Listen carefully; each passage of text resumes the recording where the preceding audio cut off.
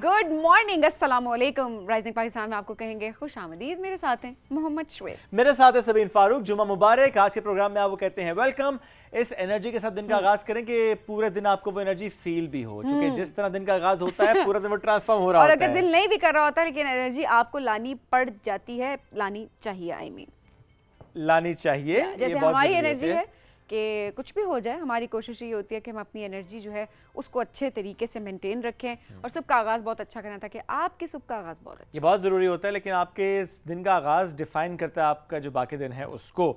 तो बहुत इंपॉर्टेंट है कि दिन का आगाज़ अच्छा होना चाहिए, एक अच्छे थॉट के साथ होना चाहिए।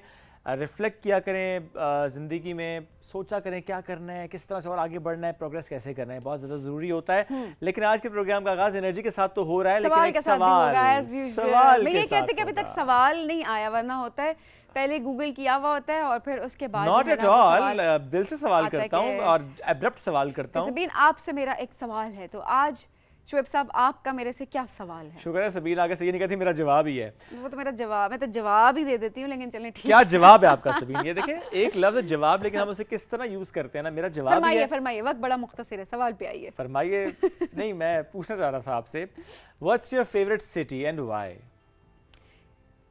आंसर आपको भी पता है, आंसर मेरे इंस्टाग्राम फॉलोअर्स को भी पता है कि मेरा पसंदीदा शहर, अरे निकलो ना इंस्टाग्राम से भी जरा। इस्लामाबाद है। Islam, and why is that so? Islamabad की एक ऐसी चीज जो कि सबसे ज्यादा आपको पसंद हो। ब्यूटी, पीस, ग्रीनरी, इस्लामाबाद के लोग, एक कामनेस है इस्लामाबाद की, मैं कहूँगी फ़िज़ाओं में, हवाओं में। आई डोंट नो, मुझे इसको एक्सप्लेन करना मेरे लिए बड़ा मुश्किल हो जाता है, बिकॉज आप बारिश देखें जब होती है, ये बादल आए हुए होते हैं, और आप हमारे इस खूबसूरत शहर को अगर देखें, हर एक की अपनी पसंद होती है। सही बात हम ये कहना चाह रहे हैं कि पूरा पाकिस्तान बहुत खूबसूरत है। ऐसे तो हमारे नॉर्दर्न एरियाज़ आप देखें, वहाँ पर आपको कितनी खूबसूरती मिल रही होती है, लेकिन एक शहर कहीं ना कहीं हर किसी का पर्सनल ज़रूर होता है, कोई इलाका आपका पर्सनल फेवरेट ज़रूर हो सकता है।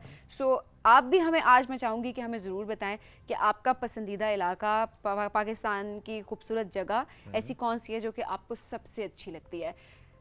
इस इंडिपेंडेंस मंथ में हमने पाकिस्तान के टूरिज़्म को प्रमोट करना है, हमने पाकिस्तान के इलाकों को प्रमोट करना है। तो आज सवाल भी हमारा आपसे यही है कि किस जगह से आपको बहुत प्यार है और क्यों है, उस जगह की क्या चीज़ बहुत ज़्यादा खूबसूरत आपको लगती है। So yes, with justifications, my answer is Islamabad the beautiful. अच्छा, इस्लामाबाद इज ब्यूटीफुल। ज़ाहिर है अगर आप मुझसे भी पूछ लेते तो मुझे खुशी होती। वैसे बताइए। नहीं, मतलब जस्ट सेइंग, अगर पूछती मुझसे, मैं भी यहाँ पे हूँ, आपके साथ हूँ। एक्चुअली वो जो सवालात का सिलसिला होता है ना, वो यहाँ से सवालात की बौछार होती है, वो जवाबात ही मेरे ऊपर आते हैं, तो मुझे पता नहीं था कि आज मुझे सवाल भी करना है आपसे। तो चले मैं आपसे सवाल करती हूँ, आपकी पसंदीदा जगह कौन सी है पाकिस्तान में? इंसिस्ट करें मुझे इंसिस्ट करें। अल्लाह, इतना वक्त नहीं हमारे पास ना, जवाब दे दे वरना मैंने ब्रेक पे चले जाना। अच्छा, मेरा पसंदीदा शहर है या इलाका है गरम चश्मा, Chitral. That's my favourite one. अभी तक जितना मैंने सफ़र किया है, जितना मैंने घूमा फिरा है, सो गरम चश्मा, वहाँ का एक होटल और वहाँ का जो वो हॉट स्प्रिंग है वो मेरा फेवरेट है। उसके आसपास के जो पहाड़ हैं, जो उसका नज़ारा है, वो मेरा फेवरेट है। So that is one particular spot I would love to visit every year actually. तो मुझे मेरा वो फेवरेट है। इस्लामाबाद में तो मैं रहता हूँ, तो ज़ाहिर है मुझे पसंद है, तभी मैं यहाँ पे रह रहा हूँ। ठीक है, रोजगार के हवाले से भी, बट अदरवाइज भी इस्लामाबाद इज ब्यूटीफुल। मुझे लगता है मुझे रोजगार भी कहीं और मिल जाए, बड़ा मुश्किल होगा मेरे लिए मूव करना। आई मीन डिपेंड्स, अब ये सोचे कि वो अपॉर्चुनिटी कितनी बड़ी होनी चाहिए कि मैं इस्लामाबाद को छोड़ के मैं कहीं और जाऊंगी। ऑब्वियसली पर्सनल आपकी प्रेफरेंसेस होती हैं, जो मैं पर्सनल अपने व्यूज़ यहाँ पे ऑब्वियसली शेयर कर रही हूँ, बट अगेन आपने आज हमें ज़रूर बताना है। आज हम मिलकर पाकिस्तान के टूरिज्म को प्रमोट करेंगे, पाकिस्तान के मुख्तलिफ इलाकों की बात करेंगे, आपकी बात करेंगे कि वो इलाका आपका फेवरेट कौन सा है, अनएक्सप्लोर्ड जगह कौन सी हैं आपके इर्द गिर्द, सो दैट हमारे पाकिस्तानी इनफैक्ट फॉरेनर्स भी जब यहाँ पर आते हैं वो उन इलाकों का विजिट करें, सोशल मीडिया पे वीडियोस अपलोड करें। आज हम मिल के अपने प्यारे पाकिस्तान की मिलकर तारीफ़ करेंगे। एब्सोल्युटली, बहुत ज़रूरी होता है जी। सिर्फ पाकिस्तान के इलाकों की बात नहीं हम कर रहे, हम पाकिस्तान के खानों की बात भी करेंगे। तो ये सवाल भी हम रखेंगे कि किस इलाके का खाना सबसे ज़्यादा पसंदीदा है आपका। आज आप मुझे क्या खिला रहे हैं? जहाँ का खाना पसंद है मुझे, वो इलाका यहाँ से खासा दूर है। नहीं, इट्स ओके, आप मेरी पसंद पे भी जा सकते हैं, it's perfectly fine. That we can discuss on the break. मेरा लेट्स टेक अ ब्रेक। बढ़ते हैं और ब्रेक में हम will discuss and then will खाने की बात करा लो इससे। ब्रेक लेते हैं, वापस आएंगे। Stay with us, this is rising Pakistan.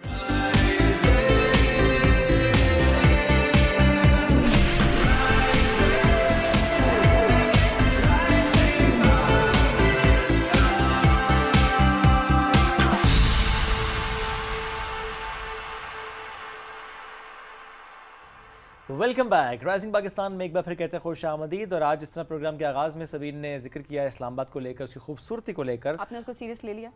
मैं आपकी हर बात सीरियस लेता नहीं, आपने हूँ इस सवाए बात को- आपके। इस बात तो यही बात है, अगर आप मुझे सीरियस नहीं लेते तो आप obviously मेरी किसी बात को भी सीरियस नहीं लेते। आई नो नहीं, आपकी इस बात को मैंने सीरियस लिया है। इस्लामाबाद वैसे ही बहुत खूबसूरत है। बहुत से लोग जो इस्लामाबाद में रहते हैं वो तो इस्लामाबाद को वाकई छोड़ना नहीं चाहते।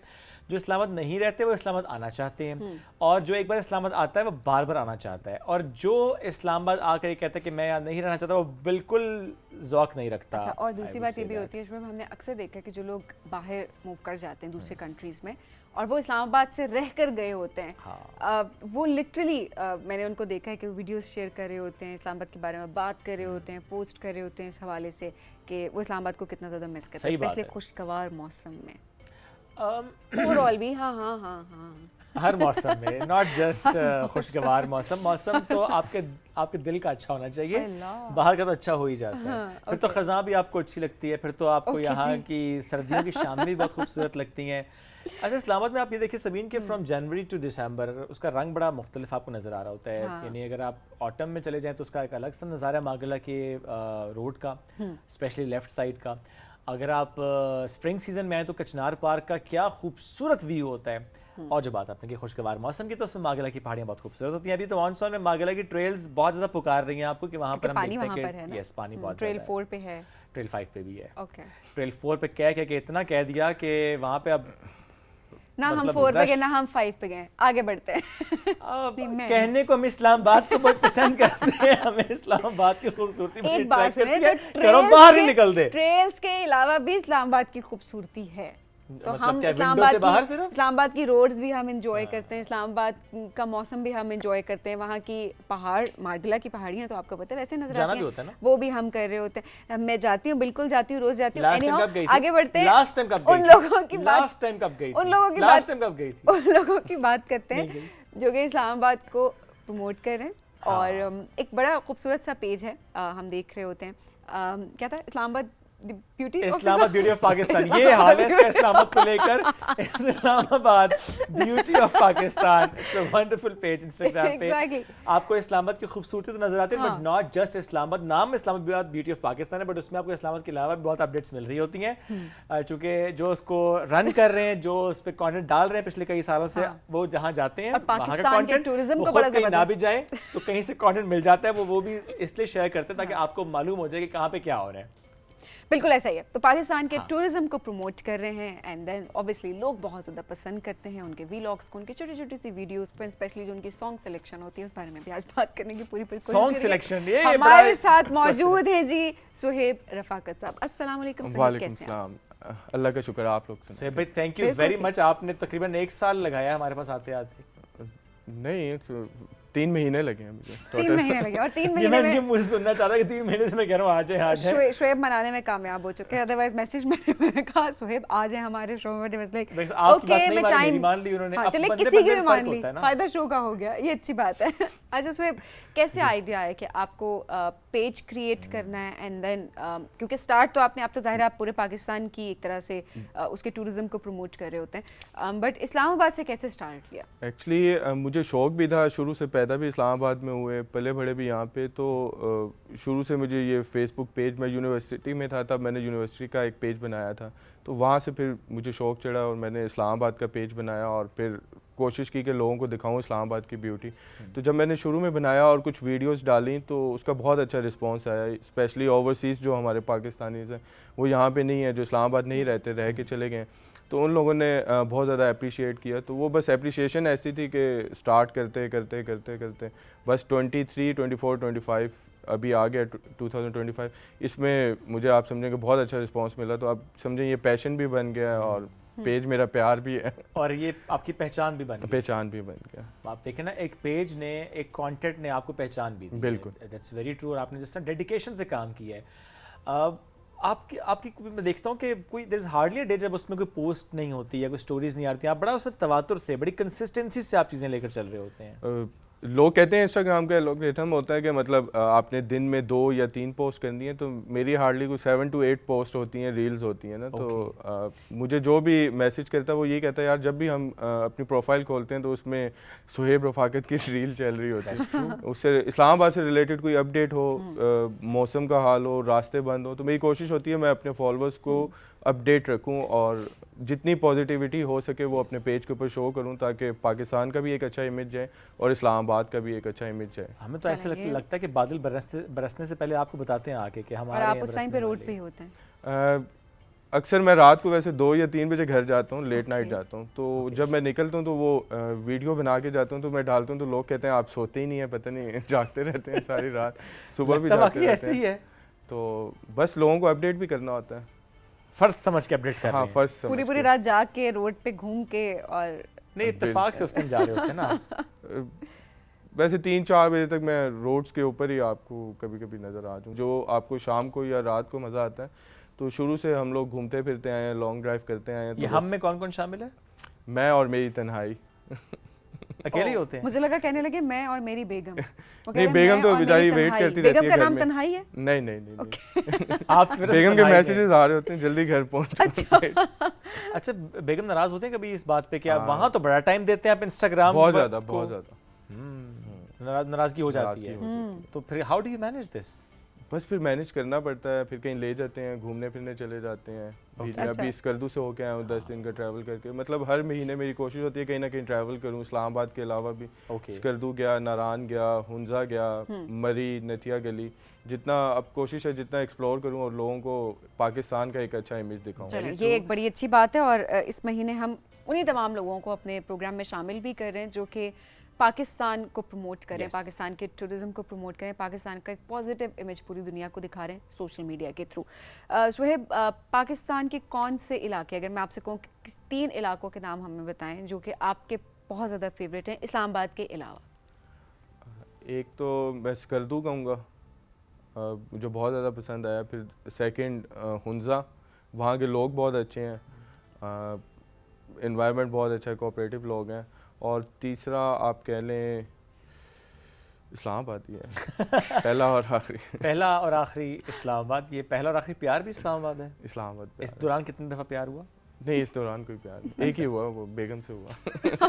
यही कंफर्म करना चाह रहे थे। या बेगम से प्यार है या इस्लामाबाद से प्यार? पहला प्यार इस्लामाबाद से हुआ, फिर बेगम से, फिर दोबारा इस्लामाबाद से। बिल्कुल इस्लामाबाद। That's right. इस्लामाबाद के 3 टॉप के स्पॉट्स जो कि आपके पर्सनल फेवरेट हैं? एक तो हम मागला हिल्स कह लेंगे, जो ट्रेल्स हैं हमारे। Which trail specifically? मुझे ट्रेल 5 पसंद है काफ़ी ज़्यादा, क्योंकि उस पे ये है कि ट्रेल 3 जो है वो आपकी बिल्कुल फायर लाइन है, वो तो फायर पर जा रहा है, तो ट्रेल 5 पे ये थोड़े से आपको व्यूज़ मिल जाते हैं, जैसे आजकल पानी आया हुआ काफ़ी ज़्यादा। और इसके साथ मैं ये भी कहूँगा कि लोगों को प्लीज़ साफ़ रखें, आजकल बहुत बुरा हाल हो गया वहाँ पे, ट्रेल्स पे काफ़ी ज़्यादा लोग जा रहे हैं। और सेकेंड जो है मोनाल होता था किसी टाइम के ऊपर। पीर साहबा पसंद है आपको, स्पॉट पसंद है आपको, वहाँ से व्यू पसंद है, दैट्स नाइस। अच्छा, इसके अलावा सुहेब, अब इस्लामाबाद की हम देखते हैं नए स्पॉट्स आपको लगता है कि there are so many spots जो कि अभी तक उस तरह से लाइमलाइट का हिस्सा नहीं बने? काफ़ी ज़्यादा है उसमें, शाह अल्लाह देता है, वो नहीं अभी तक, मतलब उसमें काफ़ी हमने कंटेंट देखा है, बट स्टिल कंटेंट देखा, बट इतना नहीं आ रहा। उसको अभी डेवलप कर रहे हैं, टूरिज्म वाले वहाँ पे काम कर रहे हैं, क्योंकि मैं लास्ट टाइम भी गया था। फिर सैदपुर विलेज है, उसके ऊपर काफ़ी ज़्यादा काम हो रहा है। अब फूड पार्क्स हैं इस्लामाबाद के, वो शुरू हैं। रावल डैम है, लेक व्यू, वो बहुत प्यारी जगह, क्योंकि इस्लामाबाद एक ऐसा शहर है जहाँ पे आपको डैम भी मिलता है, जहाँ पे आपको माउंटेन्स भी मिलती हैं, और वेदर भी बहुत अच्छा है। मतलब अगर आप इस्लामाबाद रहते हैं तो आपको मेरा नहीं ख्याल कहीं और पहाड़ देखने के लिए, पानी देखने के लिए जाने के लिए जिनको आपको लगता है कि मजीद जिन पर काम करने की ज़रूरत है, जो कि और अच्छी हो, जैसे सैदपुर की आप बात करें, उस पर वाकई काम करने की बहुत ज़्यादा ज़रूरत है। एंड आई एम ग्लैड कि आप बता रहे हैं कि अब वहाँ पर काम हो भी रहा है, बिकॉज उसको भी बहुत उसका इंफ्रास्ट्रक्चर ख़राब किया गया है, स्पेशली लोगों की तरफ से। उसमें तो आप जाते हैं तो एक स्मेल, कूड़ा करकट, ये हम देख रहे होते हैं वहाँ पे। अच्छा खासी पोल्यूट अभी वो काफ़ी हद तक उन्होंने ठीक किया है, क्योंकि मैं उसी का वेट कर रहा हूँ कि वो कंप्लीट रेनोवेशन हो जाए, तो एक उसकी अच्छी सी हम वीडियो बना के लगाएं। फिर उसके अलावा शाह अल्लाह देता है, उस पर भी काम चल रहा है, तो उसकी भी यही कोशिश है कि वो अभी कंप्लीट हो जाए, लोगों को दिखाएं। फिर अभी सुनने में आया है कि गवर्नमेंट 3-4 प्रोजेक्ट्स कर रही है, एक चेयर लिफ्ट का कर रही है, चेयर लिफ्ट कहाँ से कहाँ लगने ये का project जो है? सुनने में आ रहा है, जो इसका PC1 अप्रूव्ड हो रहा है, वो जू से लेके आप कह लें दामने को तक ना आपकी ओके जहाँ पहले जू था अब तो ज़रा जू खत्म बिल्कुल हो चुका है। जू खत्म हो So, चुका उस जापानीज पार्क और जू के जापानीज साथ पार्क से और लेके जू के ऊपर साथ दामने को तक ऊपर It's दामने को beautiful. तक बहुत ब्यूटीफुल। इससे टूरिज्म को भी सपोर्ट Yes. मिलेगी इस्लामाबाद के। फिर इसके अलावा सफारी पार्क का हम सुन रहे हैं बनने जा रहे हैं। तो ये सारी चीज़ें ऐसी हैं कि वैसी सफारी पार्क किस जगह पे बन ये भी रहा है? मारगला नहीं में ही पता, हम okay. लोग सुन रहे हैं। बेसिकली CDA ने तो अप्रूवल्स दे दिए हैं, अब काम इनके ऊपर शुरू हुआ हुआ है। तो कोशिश है ये चीज़ें जल्द बने तो इस्लामाबाद फिर आपको मेरा नहीं ख्याल किसी और कंट्री की सिटी से आपको बहुत अच्छा ज़्यादा अक्सर हम ये भी देखते हैं ना कि आप शेयर कर रहे होते हैं इस्लामाबाद की कोई एक वीडियो का आप कंपेयर करते हैं किसी और मुल्क से और आप लिखते हैं that country cross Islamabad tick. Yes. Very right. और ये होता भी है कि ज़ाहिर है वो इस्लामाबाद का नज़ारा इतना प्यारा होता है कि आपको कहीं और जाने की ज़रूरत ही नहीं होती। अच्छा वैसे खानों के लिहाज से जब बाकी शहरों से जब लोग आते हैं तो वो बता रहे होते हैं कि उनके निस्बत इस्लामाबाद का खाना उतना अच्छा नहीं है, कुछ स्पेसिफिक चीज़ें मिल रही होती हैं, वैरायटीज़ आपको नहीं मिल रही होती हैं, या अपना कोई सिग्नेचर नहीं है। मतलब एक टेस्ट होता है ना प्रॉपर, जिस तरह लाहौर का अपना एक टेस्ट है, कराची का अपना एक टेस्ट है, मुल्तान का अपना एक टेस्ट है, इस्लामाबाद का कहते हैं कि वो टेस्ट नहीं मिल रहा होता। Is it true? इतना ट्रू नहीं भी है क्योंकि जो इस्लामाबाद के लोग हैं उनके मुताबिक वो टेस्ट उनको एडजस्ट करता है टेस्ट मतलब वो लोग पसंद करते हैं। हाँ जो बाहर से लोग आते हैं उनकी यही क्वेरीज होती हैं कि यार यहाँ पे वैसा खाना नहीं मिल रहा, हमें वो नहीं मिल रहा। बट इस्लामाबाद में बहुत अच्छे रेस्टोरेंट्स बन गए हैं, होटल्स बन गए हैं, आपको ईच एंड एवरीथिंग मिलती है। और जो ब्रांड कराची में है, लाहौर में है, वो भी इवन कि अब इस्लामाबाद में आके काम कर रहे हैं। तो खाना इस्लामाबाद का अच्छा। और वहाँ इस्लामाबाद की बिरयानी पुलाव नहीं है? इस्लामाबाद का कहते हैं कि पुलाव जो है वो इस्लामाबाद की डिश है जैसे ऐसी बात है, नाम नहीं लेना, नाम नहीं लेना। ओके नहीं ये होता है क्योंकि ज़ाहिर है जैसे जैसे आप टुवर्ड्स साउथ ट्रैवल करते हैं वहाँ पे स्पाइस लेवल बढ़ता जाता है and then you hit the maximum at Karachi. So अगर कराची से आप डायरेक्टली इस्लामाबाद आ जाएं और इस्लामाबाद आके कुछ खाएंगे तो आप कहेंगे कि बहुत डिफरेंस है स्पाइस लेवल का। तो वो इसलिए भी शायद कहते हैं कि अच्छा जो भी बिरयानी के नाम पे भी पुलाव होती वो बिरयानी ही है समटाइम्स, अगर आपने उस तरीके से बनाई ना वो स्पाइसी नहीं होती है। So it's just the spice level. और बड़ा आपने दुरुस्त कहा कि इस्लामाबाद वालों का टेस्ट डेवलप्ड है। We like to have non spicy और लेस स्पाइसी फूड। ये अच्छी बात है, हम आपकी तरह नहीं वो स्पाइसी खाने और हम तेल बर्गर नहीं खाते, हमारे पास बहुत कुछ होता है यहाँ पे जो हम खा रहे होते हैं, खाने बहुत सारे होते हैं। ये तो ट्रोल कर दिया खाने होते हैं बहुत सारे बर्गर। नहीं ट्रोल नहीं करी, बट बाकी लोगों एक परसेप्शन है ना कि जैसे बर्गर्स होते हैं and all that you know, but we have burger पसंद है आपको? बहुत ज्यादा। ये तो जवाब हमें भी पता होना चाहिए। इतना जितना बर्गर तो वीक में 3-4 रात को ही खाया बर्गर। देखा सो Suhaib I was trying to defend but you know you proved me wrong. Burger क्यों पसंद है आपको इतना ज्यादा? बर्गर क्यों पसंद है? हाँ। ये बहुत अजीब सा सवाल पूछ लिया। Just because that you are living in Islamabad, that's why you like burger? No ये तो बस बातें बनी हुई हैं। इस्लामाबाद के लोग बर्गर होते हैं, ये नहीं होते, अच्छे डिसेंट burgers होते मिलते हैं, हैं अच्छे लोग होते हैं, कोई शक पोलाइट नहीं, होते कोई हैं। शक नहीं। बिल्कुल। तो वो इसलिए लोग उनको कहते हैं कि यार ये बर्गर्स हैं, बट बर्गर्स नहीं होते, वो बड़े डिसेंट से लोग होते हैं। अच्छा, मतलब अब ज़रा डिसेंसी की आपने बात की है तो थोड़ा सा कुछ वीडियोस आपकी भी मैं देख रही थी एंड ओवरऑल भी जब हम कोई फेस्टिवल देखते हैं, स्पेशली ईद की बात कर रहे होते हैं, तो इस्लामाबाद बड़ा रंगीन हुआ होता है। क्या आपकी थॉट्स हैं इस हवाले से? इस्लामाबाद में जो लोग बेसिकली इसको परदेसियों का शहर भी कहते हैं। काफ़ी ज़्यादा लोग जो इस्लामाबाद आए होते हैं वो ईद या हॉलीडेज़ के ऊपर अपने घरों में चले जाते हैं, तो इस्लामाबाद खाली हो जाता है। वो लोग घरों में रहते हैं बट काफ़ी एरिया से लोग जो हैं वो इस्लामाबाद के अंदर आ जाते हैं। उन पे हमें इतराज़ नहीं होता, मैं भी अक्सर वीडियो लगाता हूँ, बट मसला ये होता है कि जब वो लोग आ जाते हैं तो इस्लामाबाद के लोग जो हैं वो कहीं जाने के मतलब जा नहीं सकते। हम तो घरों में होते हैं, कैद हो जाते हैं, क्योंकि वो ट्रैफिक ऐसी आ जाती है कि उनको संभालना बहुत ज़्यादा मुश्किल होता है। इस्लामाबाद के पार्क्स जो होते हैं वो उन दिनों में बहुत ज़्यादा गंदे हो जाते हैं। अगर आप लोग विजिट करें ना, रश बहुत ज़्यादा हो जाता है, पोल्यूशन अच्छे खासा पोल्यूट कर देते हैं लोग, वहाँ पर जाते हैं गंदगी। वो ये है लास्ट ईयर तो गवर्नमेंट ने बड़ा अच्छा किया, उन्होंने स्टेप लिया, उन्होंने काफ़ी लोगों को रोका। पार्क्स में जो है उन्होंने फैमिलीज़ के अलावा एंट्रीज मना की, बैन की। तो आई थिंक ये बहुत ज़रूरी भी होता है। अच्छा, जिस कॉन्टेक्स्ट में हम बात करें वो सिर्फ यहाँ की बात नहीं है, सिर्फ वो ओवरऑल भी एक कल्चर हमने देखा है बड़े शहरों की अगर बात की जाए तो वहाँ पर भी जब लोग जाते हैं मॉल्स में, जब लोग घूमने फिरने जा रहे होते हैं, पब्लिक प्लेस में जा रहे होते हैं, इवन आप अपनी फैमिली के साथ भी अगर जाते हैं, तमाम ख़वातीन जो हैं वो काफ़ी ज़्यादा अनकम्फर्टेबल हो रही होती हैं। सो इसमें ऐसी कोई बात नहीं है कि कोई किसी शहर से दूसरे शहर में आया है, सारे शहर सबके हैं, पूरा पाकिस्तान सबका है, बस आप एक जगह पर सेटल होते हैं वो एक अलग बात है। कोई किसी जगह को, किसी शहर को, किसी इलाके को ओन नहीं करता। द पॉइंट इज़ आप जिस इलाके में, जिस जगह पर जाएं, वहाँ के डेकोरम का हमें ख्याल रखना चाहिए, वहाँ के रूल्स का ख्याल रखना चाहिए, स्पेशली एथिक्स को हमेशा मद्देनज़र रखना चाहिए। जो हम बात ये भी कर रहे हैं कि हम मॉल्स में नहीं जा पा रहे होते और वहीं पर घरों के अंदर बंद होते हैं, it's because we don't feel comfortable उन पब्लिक प्लेसेस पे जाने के लिए। इट्स बिकॉज़ जिस तरह से वीडियोस बना रहे होते हैं तो वो हम देख रहे होते हैं कि इस चीज़ का ख्याल नहीं रखा जा रहा होता कि उन वीडियोस में बाकी ख़वातीन भी आ रही हैं जो कि अनकम्फर्टेबल फील कर रही हैं, वो नहीं आना चाहती आपकी वीडियो में, बट आप क्योंकि एज ए टूरिस्ट आए हुए होते हैं दूसरे शहर में तो आप वीडियोस बनाना शुरू कर देते हैं एंड देन ख़वातीन अनकम्फर्टेबल फील करती हैं, हमारी बच्चियाँ अनकम्फर्टेबल फील करती हैं।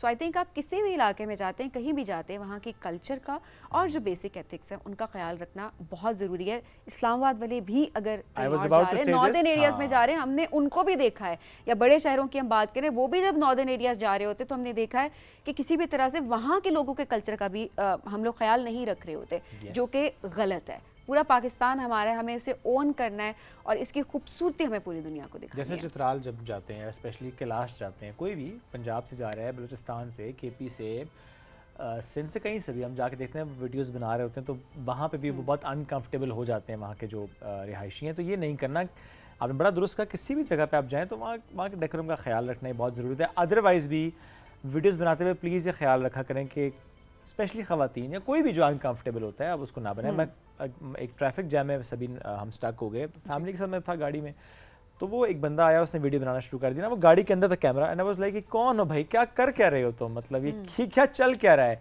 ट्रैफिक जैम तुमने दिखानी है तो मेरे गाड़ी के अंदर घुस के तुमने ट्रैफिक जैम को दिखाना है। प्राइवेसी का ख्याल रखना चाहिए, तो ये बड़ा ज़रूरी है कि हम इसको समझें, जिसको हम रेस कर रहे हैं। एब्सोल्युटली। सुहेब, क्या सोचते हैं, इस पेज को कहाँ तक ले जाना चाहते हैं? इंशाल्लाह ताला जो मेरा दिल है वो तो है कि इसको बहुत ज़्यादा ऊपर तक लेके जाना माने, तो इंशाल्लाह देखें। आप लोगों की सपोर्ट चाहिए, लोगों की सपोर्ट चाहिए। हम तो आपकी सपोर्ट ले रहे होते हैं। नहीं, मुझे लोगों की काफ़ी सपोर्ट चाहिए और मिल भी रही है अल्हम्दुलिल्लाह। तो लेट्स सी, ट्रैफिक तो बहुत अच्छी है, अब देखें तो इट्स अराउंड 20 मिलियन रीच मेरी जा रही होती है ऑन एंड ऑफ पेज के ऊपर ना। अच्छा, ओवरऑल भी जो हमारे डिजिटल क्रिएटर्स हैं, स्पेशली वो जो कि टूरिज़्म को बहुत ज़्यादा प्रमोट कर रहे होते हैं, आप ओवरऑल किस तरह से इसको देखते हैं, कितना मज़ीद हम सब मिल के प्रमोट कर सकते हैं? मैं इन्फ्लुएंसर्स की भी बात कर रही हूँ बिकॉज कहीं ना कहीं रिस्पॉन्सिबिलिटी हम सब के ऊपर आयद होती है। सो क्या काम उस तरह से हो रहा है या बहुत पोटेंशियल है अभी इसमें? अभी पोटेंशियल बहुत है, बट लोग अपने हद तक जितना कर सकते हैं कर रहे हैं। बट अब मज़े की बात यह है कि गवर्नमेंट भी कहीं ना कहीं हम लोगों को सपोर्ट करती है, ये एक बहुत अच्छा स्टेप है। पहले हमें अप्रिसिएशन नहीं मिलती थी, अब यह है कि हमें कोई मतलब ये अप्रिसिएशन होती है, कोई बुलाए हमें अवार्ड दे दे, जिस तरह ये बिल्कुल काम को रिकग्नाइज करे। वॉर के दिनों में हम लोगों ने थोड़ा सा काम किया तो उसके लिए हमें मिनिस्टर ये राना मशहूद साहब उन्होंने बुलाया, हम लोगों को अवार्ड्स दिए। तो बाकी कुछ इवेंट्स होते हैं उसके ऊपर बुलाते हैं, तो ये बड़ी अप्रिसिएशन होती है। हम लोगों को ये अप्रिसिएशन चाहिए होती है, पैसे नहीं चाहिए होते हम लोगों को, कि ना तो हम ये पैसों के लिए काम कर रहे होते हैं। ये होता है कि अपने मुल्क से मोहब्बत है, प्यार है, तो हम कह रहे होते हैं कि अपना पॉजिटिव इमेज जो है लोगों को, बाहर के लोगों को दिखाएं कि पाकिस्तान कितना सेफ़ है। इस्लामाबाद की जैसे मैं बात करता हूँ कि बहुत ज़्यादा सेफ़ है। लोग कहते हैं बहुत ज़्यादा क्राइम हो रहे हैं यहाँ पे, तो मैं उनको कहता हूँ किधर क्राइम हो रहे हैं। मैं भी ट्रैवल करता हूँ, सुबह भी करता हूँ, रात को भी करता हूँ, तो अल्हम्दुलिल्लाह मेरे साथ तो कभी कोई इंसिडेंट नहीं हुआ। हाँ, कभी कोई इंसिडेंट किसी के साथ हो जाता है, बट फिर भी अगर हम क्राइम रेशो देखें इस्लामाबाद की, तो ये यूके, आप लंदन कह लें, अमेरिका, इससे बहुत ज़्यादा कम है इस्लामाबाद की क्राइम रेट रेशो जो है, बहुत ज़्यादा कम है। लेकिन दैट्स वेरी ट्रू। एक जब वाक़या होता है तो उसको ये बुनियाद बना के बात करना कि शायद पूरे शहर में हो ही सिर्फ ये रहा है, सो दैट्स रॉन्ग। ये गलत परसेप्शन क्रिएट करने की कोशिश की जा रही है। पूरे मुल्क में ये हो रहा है, खुद ही हम ऐसे उस खबर को इतनी हाइप दे देते हैं और बाज़-औक़ात उसको एग्जैजरेट भी बहुत ज़्यादा कर देते हैं। नो डाउट क्राइम है, जिस तरह बाकी ममालिक में होता है उस तरह से हमारे मुल्क में भी क्राइम रेशियो है एक हद तक, लेकिन हमें पॉजिटिविटी को भी तो आगे लेके जाना है, हमें उसको भी तो स्प्रेड करना है, सो दैट एक अच्छा पॉजिटिव इमेज भी तो हमारे सामने आए। बिल्कुल ऐसे ही है। कोई मैसेज जो आप देना चाहते हो साहिब अपने व्यूअर्स को? मैं बस यही कहूँगा कि कोशिश करें जो लोग पॉजिटिव काम कर रहे हैं उन लोगों को सपोर्ट करें और अपने जो मुल्क है पाकिस्तान है इससे मोहब्बत करें और इसका इमेज जो है वो लोगों को हमेशा अच्छा पॉजिटिव शो करके दिखाएं कि हमने क्या पाकिस्तान को दिया। हम एक्सपेक्ट तो बहुत कुछ करते हैं कि हमें क्या दे रहे हैं क्या नहीं, तो आप ये सोचें कि हमने पाकिस्तान को क्या दिया, पाकिस्तान के लिए क्या किया, तो पाकिस्तान से जितनी मोहब्बत हो सकती है करें क्योंकि ये है तो हम लोग हैं। Absolutely sir, thank you very much for joining us today, it was great having you. इस तरह से अच्छा काम आप करते रहें जिस तरीके से आप इस पेज को लेकर चल रहे हैं और बड़े ही खूबसूरत अंदाज से, बड़े ही ज़बरदस्त अंदाज से आप इस पर काम करते चले जा रहे हैं। रिस्पॉन्सिबल कंटेंट क्रिएटर के तौर पे आप माशाल्लाह आगे बढ़े हैं। हम एक ब्रेक की तरफ बढ़ना नाज़रीन, ब्रेक से वापस आएंगे, रहिए हमारे साथ। This is rising Pakistan.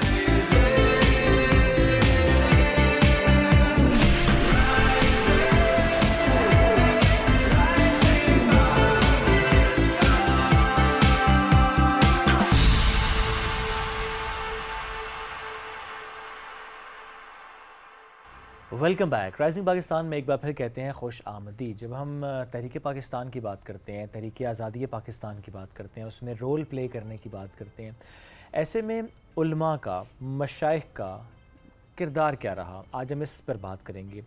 किस तरह से दीनी रहनुमाई फ़राहम की, किस तरह से उन्होंने कौम को बेदारी में अपना किरदार प्ले किया, आज इस बुनियाद पे हम बात भी करेंगे क्योंकि वो शख्सियात जिनका काम, जिनकी तहरीरें, जिनके खुतबात, जिनकी बात बहुत असर रखती थी और जिस तरह से उन्होंने रोल प्ले किया इस पूरी तहरीक में, उस पर बात करने के लिए हमें ज्वाइन किया मजहबी स्कॉलर हैं खुर्शीद नदीम साहब। उनको वेलकम करते हैं। अस्सलाम वालेकुम सर, कैसे हैं आप? वालेकुम सलाम, खैरियत। सर बहुत शुक्रिया आपके वक्त का। चूँकि हम थ्रू आउट इस अगस्त के महीने में बात कर रहे हैं किरदार पे, उलमा का किरदार, मशाइख का किरदार तहरीक आज़ादी पाकिस्तान में क्या रहा? तहरीक आज़ादी पाकिस्तान या तहरीक आज़ादी हिंद, इसमें आप जानते हैं कि जितनी बड़ी मूवमेंट थी ये कामयाब नहीं हो सकती थी अगर समाज का हर तबका उसमें अपना किरदार अदा न करता। वकील, तलबा, उलमा, मशाइख, ये सब अगर मुतहरक ना होते तो इतनी बड़ी तब्दीली नहीं आ सकती थी। इसलिए जब ये मूवमेंट चली, आपको मालूम है कि कैसे मुस्लिम स्टूडेंट फेडरेशन से लेके मुस्लिम लीग तक और अंजुमन हवायत इस्लाम तक बेशुमार समाजी, सियासी और तलबा तंजीमें इसमें मुतहरक थी। बिल्कुल इसी तरह से उलमा और मशाइख के जो ग्रोथ थे और शख्सियात थी उस दौर में, वो अपने अपने तौर पर मुतहरक रहीं। मुसलमानों के यहाँ जो मसालिक मौजूद हैं उनकी बुनियाद पर तंजीमें बनी हुई मौजूद थी। मसलन बरेलवी उलमा की अपनी तंजीम थी, देवबंदी उलमा की अपनी तंजीम थी, अहले हदीस उलमा की अपनी थी, अहले तशय्युअ की अपनी थी। वो सब लोग यानी बिला इस्तिस्ना इस मूवमेंट में शरीक हुए और उन्होंने अपना किरदार अदा किया। सही। बाज़ किरदार तो बहुत मारूफ़ हैं, सबको मालूम है। मसलन मौलाना शबीर अहमद उस्मानी का किरदार इसमें क्या था, सबको मालूम है। कैसे अल्लामा कायद-ए-आज़म उन पर बहुत ज़्यादा एतमाद किया करते थे। लेकिन मैं आपसे अर्ज़ करूँ कि अगर सिर्फ उलमाए अहले हदीस को आप देख लें, जो कंपैरेटिवली तादाद में कम थे, लेकिन उनका किरदार भी गैर मामूली था। एक तरफ मौलाना दाऊद गज़नवी जैसे लोग थे, वो कांग्रेस में थे। आपको मालूम है अक्सर लोग तहरीक पाकिस्तान मूवमेंट जब उठी थी तो इससे पहले पॉलिटिकली अगर एक्टिव थे तो कांग्रेस उस वक्त वही बड़ा प्लेटफॉर्म मौजूद था। तो मौलाना दाऊद गज़नवी मिसाल के तौर पर अहले हदीस उलमा में एक बड़ा नाम है। ये कांग्रेस पंजाब के सदर थे, लेकिन जब पाकिस्तान मूवमेंट पैदा हुई, उठी और फैली तो फिर इन्होंने मुस्लिम लीग को ज्वाइन किया और फिर बड़ा बुनियादी रोल अदा किया। अच्छा, इसी तरह मौलाना सनाउल्लाह अमृतसरी थे जिन्होंने पंजाब में बहुत वाइटल रोल अदा किया तहरीक पाकिस्तान को कामयाब बनाने में। देवबंदी उलमा में जैसे मैंने आपसे अर्ज़ किया, अगर आप देखें तो मौलाना अशरफ अली थानवी, जिनको हकीम उल-उम्मत भी कहते हैं, वो बड़े नामवर स्कॉलर थे हिंदुस्तान की तारीख में, तो उन्होंने तहरीक पाकिस्तान का साथ दिया। और फिर उनके जो शागिर्द थे जिसमें नुमाया मौलाना शबीर अहमद उस्मानी, मौलाना ज़फ़र अहमद उस्मानी जैसे लोग, ये देवबंदी उलमा में इन्होंने भी गोया अपना सब कुछ तहरीक पाकिस्तान के हवाले कर दिया। बरेलवी उलमा में आप देखिए तो उस वक्त बहुत मशहूर सुन्नी कॉन्फ्रेंस के नाम से वो मुनज़्ज़म थे और उन्होंने भी पीर जमात अली शाह साहब जैसे लोग, पीर मानकी शरीफ मशाइख में, और ये वहाँ भी जो सुन्नी कॉन्फ्रेंस थी उसमें भी मुतहरक थे। तो बनारस में एक बहुत बड़ा इज्तिमा हुआ बरेलवी उलमा का, मशाइख का, तो उन्होंने भी सब ने अपना वज़न तहरीक पाकिस्तान के पलड़े में डाला और ये कामयाब नहीं हो सकता था, ख़ासतौर पे केपी में जहाँ एक कांग्रेस नवाज हुकूमत पहले से मौजूद थी। तो अगर वो रेफरेंडम जब हुआ सरहद के अंदर, उस वक्त सूबा सरहद था ये, तो जब रेफरेंडम हुआ तो ये लोग जो थे उसमें मौलाना शबीर अहमद उस्मानी के साथ पीर अफमानकी शरीफ जो वहीं मकामी थे, तो उन्होंने गैर मामूली किरदार अदा किया तहरीक पाकिस्तान में मोबिलाइज करने के लिए, और फिर उस रेफरेंडम की वजह से ये जो केपी का सूबा है ये पाकिस्तान के साथ शामिल हुआ।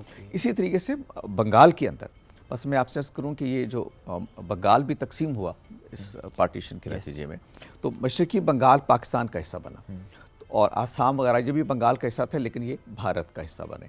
तो सिलेट का इलाका एक ऐसा था कि जिसने तय करना था कि उसने वहाँ जाना है, मगरबी बंगाल के साथ या मशरक़ी बंगाल के साथ। तो सिलेट में एक बड़ी मूवमेंट उठाई मौलाना ज़फ़र अहमद उस्मानी वगैरह, और सिलेट जो है वो मशरक़ी बंगाल का हिस्सा बना, मशरक़ी पाकिस्तान का भी बाद में हिस्सा बना, आजकल बांग्लादेश का हिस्सा हो। तो इस तरह से मैं शिया उलमा में अब देखें, उसमें बड़े लोगों को देखें, उसमें राजा साहब महमूद आबाद जो थे उन्होंने तहरीक पाकिस्तान में बहुत बुनियादी किरदार अदा किया, बहुत वसाइल फराम किए इसको कामयाब बनाने में। फिर अबुल हसन अस्फ़हानी थे, वो भी शिया लोगों में बड़े लोग थे। ग़ज़लबाश ख़ानदान था पंजाब में, लाहौर में एक्टिव थे यहाँ भी।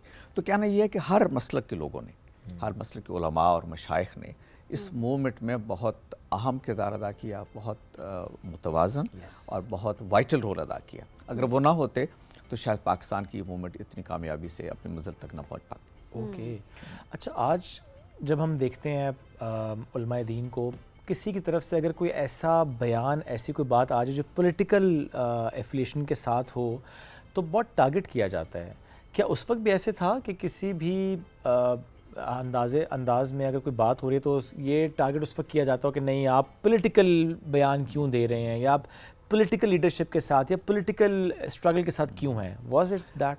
देखिए, इसमें दो पहलू हैं। एक है सियासत नज़रियाती सतह, जब आप सियासत कर रहे होते हैं किसी नज़रिए के लिए, किसी बड़ी अचीवमेंट के लिए, किसी बड़े मकसद के असूल के लिए बड़ी तहरीकें उठ रही होती है मसलन, ये एक पार्ट है। एक है पावर पॉलिटिक्स, यानी इक़्तिदार की जंग है जिसमें आप भी शरीक हैं, आप भी शरीक हैं, मैं भी शरीक हूँ, उसमें उलमा भी शरीक हो जाते हैं। तो जो पहला रोल है उस पर तो कभी क्रिटिसिज्म नहीं हुआ, ठीक है, क्योंकि वो एक लार्जर कॉन्टेक्स्ट, लार्जर इंटरेस्ट है, मतलब पूरी कौम का। ठीक है, जैसे तहरीक पाकिस्तान थी कि पूरे हिंदुस्तान के अंदर मुसलमानों का मुस्तकबिल दाव पे लगा हुआ था। अब ये कोई एक ग्रोह का या एक जमात का मुस्लिम लीग का इशू नहीं था, बल्कि मुसलमान as a community, as a कौम, उसका जो मुस्तकबिल था वो दाव पे लगा हुआ था। तो उलमा उसमें शरीक हुए, वो पावर पॉलिटिक्स का हिस्सा नहीं थे। यानी वो ना इक़्तिदार में शरीक हुए, बाद में भी नहीं शरीक हुए। जब पाकिस्तान बन गया तो आप पीर अफमानकी शरीफ को देख लें, मौलाना शबीर अहमद उस्मानी को देख लें, ये सब लोग तहरीक पाकिस्तान में जो शरीक थे वो इक़्तिदार में शरीक नहीं हुए। तो हमारे यहाँ जो क्रिटिसिज्म होता है आज, वो असल में पावर पॉलिटिक्स के कॉन्टेक्स्ट में होता है कि जब आप पावर में शेयरिंग के लिए काम कर रहे होते हैं, जब आप कहते हैं कि हमें हिस्सा दें इक़्तिदार में, हम इक़्तिदार में आना चाहते हैं, तो फिर क्रिटिसाइज़ होता है कि उलमा, चूँकि ये जो इक़्तिदार की सियासत है ना, ये कौम में मुख्तलिफ इंटरेस्ट ग्रुप्स को वजूद में लाती है। तो उलमा का रोल ये है कि वो सब के लिए एक साथ काबिल एहतराम होने चाहिए। तो जब आप पावर पॉलिटिक्स में आते हैं तो फिर आप एक तरह से कंट्रोवर्शियल होने लगते हैं। तो इस पहलू से उलमा पे तनकीद होती है कि आप पावर पॉलिटिक्स का हिस्सा ना बने, लेकिन पॉलिटिक्स में अखलाकियात होनी चाहिए, पॉलिटिक्स के अंदर गलत और सही की तमीज़ होनी चाहिए, पॉलिटिक्स के अंदर शाइस्तगी होनी चाहिए। तो ये जो कदरें हैं, इसके लिए उलमा को हमेशा रोल अदा करना चाहिए, उन्होंने किया भी। ये रोल अगर वो अदा करेंगे तो बड़ा पॉजिटिव होगा, लोग उसको अप्रिशिएट करेंगे। लेकिन जब आप पावर पॉलिटिक्स में आएंगे, आपके साथ मिलके मुझे बुरा कहेंगे, मेरे साथ मिलके आपको बुरा कहेंगे, तो फिर आप भी उस सतह पे आ जाएंगे जिस पे बाकी लोग हैं, तो फिर आप क्रिटिसाइज हो। एंड देन देखिए, रिस्पेक्ट का एलिमेंट तो रहना चाहिए, वो चाहे कोई भी तबका हो, फिर वो उलमा भी क्यों ना हो, उनकी भी रिस्पेक्ट जो है वो करनी चाहिए सबको। क्योंकि अक्सर हम देख रहे होते हैं कि गवर्नमेंट की तरफ से कोई मैसेज है और वो उनके थ्रू कन्वे किया जा रहा है, बिकॉज आपने मैसेज तक मैसेज पहुंचाना होता है। और जो उलमा होते हैं, ज़ाहिर है वो बहुत बेहतरीन किरदार अदा करते हैं। एग्जैक्टली, उनका एक इम्पैक्ट होता है जिससे वो बात कर रहे होते हैं, और वो ऑब्वियसली एक बेहतरी के लिए होता है। पोलियो के खिलाफ मसलन कैंपेन करते हैं, तो आपने देखा कि आप उलमा, क्योंकि बड़े हमारे यहाँ प्रोपेगेंडा होता है, और आपको मालूम है कि लोग जान पे खेल के गोया बच्चों को ये पोलियो के खतरे पे ला रहे होते हैं, कितने प्रोपेगेंडा हो रहा होता है, कितनी बातें हो रही होती हैं। तो उसमें उलमा मदद करते हैं और वो कहते हैं लोगों से, उनको तवज्जो दिलाते हैं कि इसमें कोई ऐसी चीज़ नहीं है, आपको वैक्सीन करवाना चाहिए, आपको बच्चों को कतरे पिलाना चाहिए। तो ये एक बड़ा सोशल सर्विस है जो उलमा सर अंजाम देते हैं। ये इस वजह से होती है कि उलमा का एक एहतराम पाया जाता है सोसाइटी के अंदर, मशाइख का एक एहतराम पाया जाता है। जब वो कोई बात कहते हैं तो लोग उसको तवज्जो से सुनते हैं। लेकिन जब आप पावर पॉलिटिक्स में होते हैं तो फिर आपकी हैसियत मजरूह होना शुरू हो जाती है। देखिए, मकसद है ना, जुम्मा है, नमाज होती है, तो उसमें जब आप जाते हैं तो आप अपनी पॉलिटिकल एफिलिएशन से हट के जाते हैं। यस, उसमें हर सियासी जमात का आदमी वहाँ होता है, वो नमाज में शरीक होता है और उसको ये मालूम होता है कि मस्जिद मेरी है, इसलिए कि वो पॉलिटिकली डिवाइडेड चीज़ नहीं है। बिल्कुल। तो अगर आप मस्जिद को एक साथ रखेंगे तो उलमा का एहतराम पैदा होगा। उलमा अगर उस मस्जिद को पॉलिटिक्स का हिस्सा बना देंगे, पावर पॉलिटिक्स का, तो फिर वो मस्जिद कंट्रोवर्शियल होना शुरू होगा। अच्छा सर, अभी अगर देखा जाए तो क्या आपको लगता है कि उलमा मज़ीद अपना रोल प्ले कर सकते हैं? बिकॉज़ देखें, पहले की आप जिस तरह बात कर रहे हैं, आपने बताया कि तहरीक आज़ादी पाकिस्तान के हवाले से बात की जाए तो उसमें भी अच्छा खासा किरदार रहा थ्रू आउट, बहुत सारे नाम आपने लिए, उनकी डिटेल्स आपने बयान की।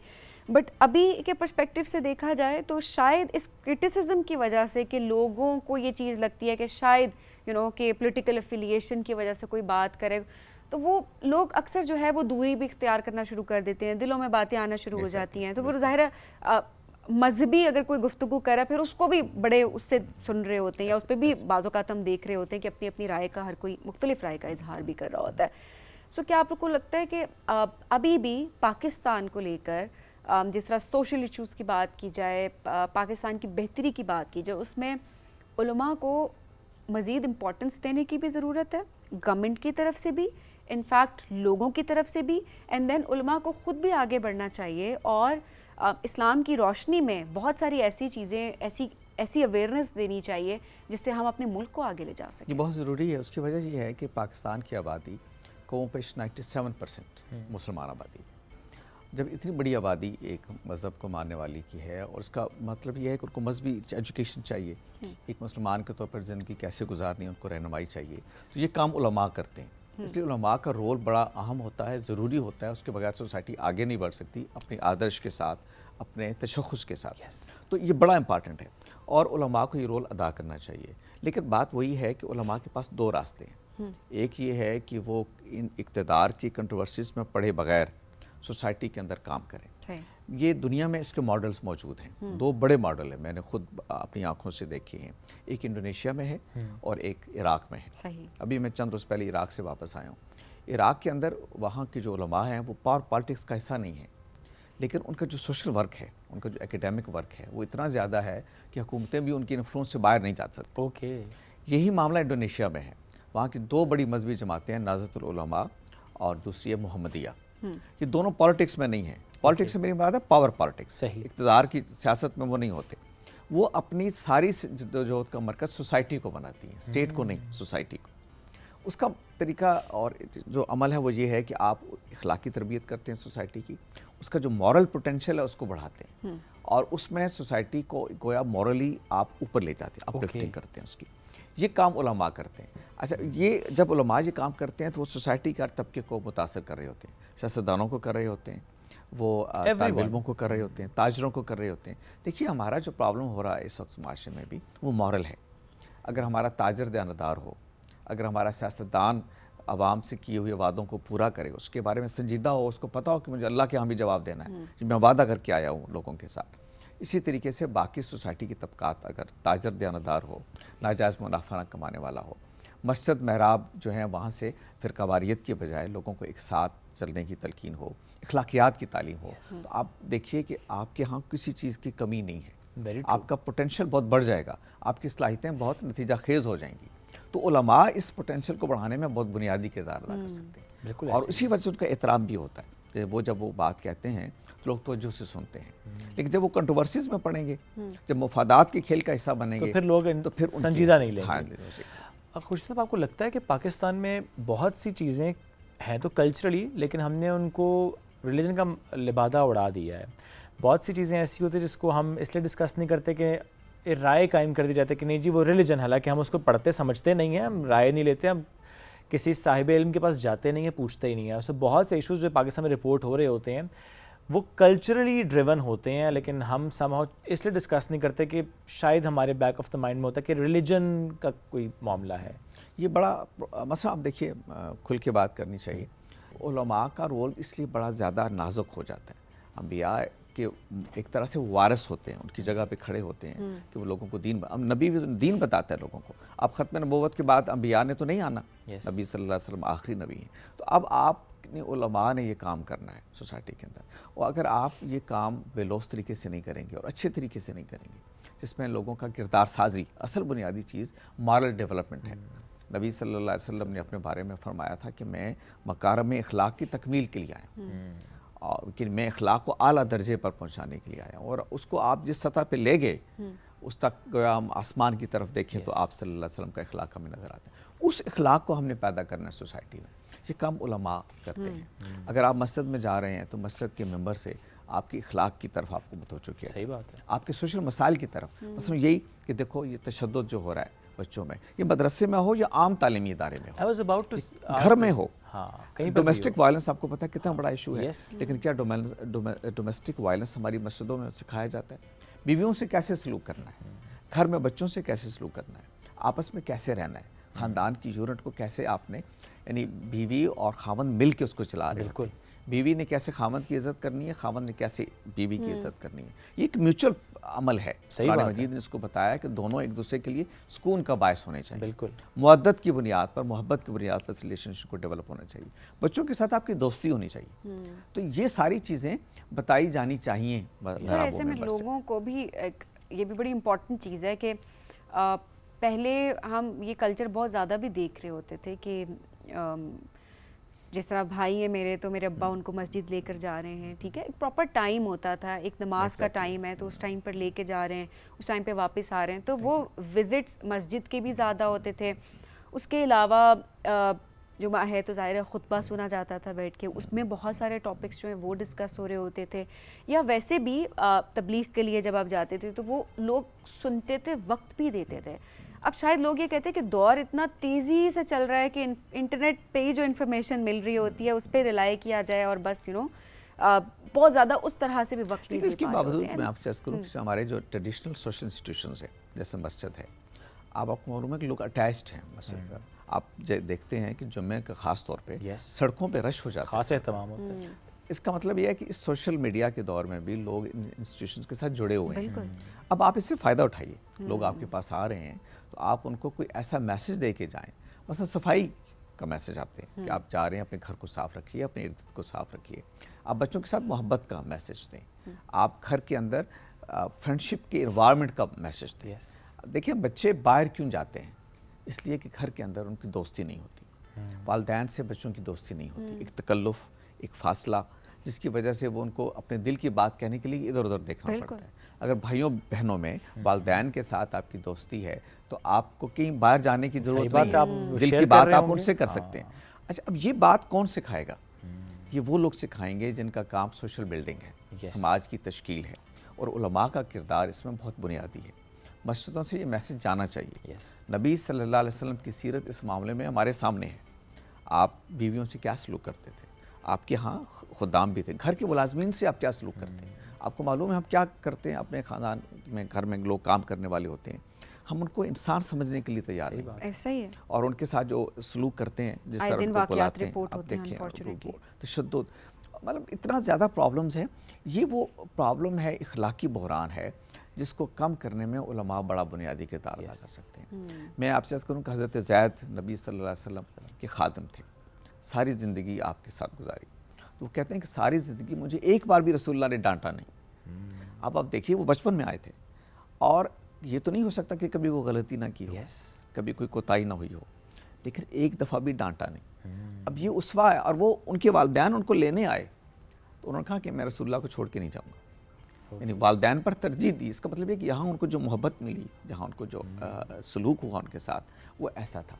तो क्या हमारे महराबों मेंबर से हम अपने लोगों को समझाते हैं कि घर के मुलाजमीन के साथ आपको क्या सलूक करना चाहिए, किस तरह उनके साथ पेश आना चाहिए? बहुत ज़रूरी है। तो ये सारी इखलाकी कदरें हैं, इससे घर का माहौल अच्छा रहता है, सोसाइटी जो है वो एक नॉर्मल हो जाती है। आप देखते हैं हमारी सोसाइटी में तशद्दुद कितना बढ़ गया है, हमें ज़रा सी बात पे गुस्सा आता है, हम गाड़ी पार्क करने पर कहाँ से कहाँ चले जाते सही बात है। ये किसी की छोटी सी कोताही बर्दाश्त करने को Intolerance। तैयार नहीं नहीं होते, होते, इंटॉलरेंस है। हैं, घरों में नहीं होते। एक हालांकि दूसरे के सादी सी बात है ना खुशी साहब, हम अगर सिर्फ ये अंडरस्टैंड कर लें कि no one is perfect, Exactly. हम सबसे गलतियां होंगी और हम देखिए, सब करते हैं। बिल्कुल, लोग हमारे साथ कंप्रोमाइज़ कर रहे होते हैं ना, मेरी कमजोरियों के साथ मुझे उन्होंने Yes, बर्दाश्त कर रहे yes. होते हैं। And तो then क्या मुझे नहीं करना चाहिए दूसरों को? इमोशनल इंटेलिजेंस कितनी इंपॉर्टेंट है, ये तो हमें कहीं सिखाई ही नहीं जाती हाँ, ना। हम हाँ, अपने इमोशंस को देख रहे होते हैं बस कि ठीक है हम ऐसा फील करें या कुछ, बट हम ये नहीं देख रहे होते कि कोई दूसरा वैसे रिएक्ट क्यों कर रहा है, हम empathy उसके शूज़ जो में है, जाके उसको अंडरस्टैंड करें। एंड देन जब आप इमोशनली हर चीज़ को समझना शुरू कर देते हैं, दूसरों के इमोशंस को समझ रहे होते हैं,